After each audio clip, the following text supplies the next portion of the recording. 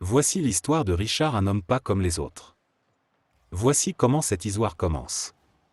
Le champ de bataille était un véritable chaos. Les soldats de Richard avançaient dans la boue, leurs bottes s'enfonçant à chaque pas, les armes à la main. Les ordres hurlés par Richard résonnaient dans toute la plaine, interrompus par les clameurs de ces soldats qui s'efforçaient de suivre ses ordres. Le cardinal, un homme stoïque et calme, était vêtu de sa longue robe rouge cardinalis, l'emblème de son rang. Il se tenait à côté de Richard, observant les mouvements de l'armée. À ses côtés, le capitaine, un homme sage et réfléchi, surveillait l'avancement de ses troupes avec une attention toute particulière. Il portait une armure lourde et tenait une grande épée à la main, prêt à combattre s'il le fallait. La guérisseuse, une femme d'âge moyen, accompagnait l'armée pour soigner les blessés. Elle portait une longue cape grise, ainsi qu'un sac en bandoulière contenant des plantes médicinales et des onguents.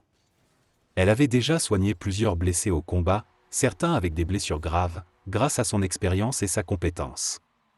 Soudain, un messager arriva en courant vers eux, haletant et épuisé. Il leur apprit que l'ennemi avait percé leur stratégie et connaissait maintenant leur plan d'attaque.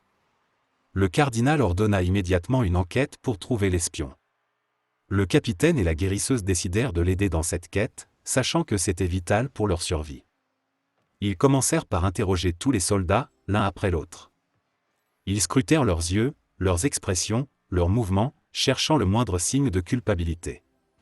Ils cherchèrent également des indices sur le terrain, tels que des traces de pas ou des armes abandonnées. Pendant leur enquête, ils découvrirent que certains soldats semblaient particulièrement nerveux et inquiets, évoquant des histoires invraisemblables sur leur absence au moment de l'attaque. La guérisseuse parvint à trouver des blessures suspectes sur l'un d'entre eux, qui semblaient avoir été infligées par les ennemis eux-mêmes. Le capitaine procéda alors à un interrogatoire minutieux, qui permit de démasquer l'espion.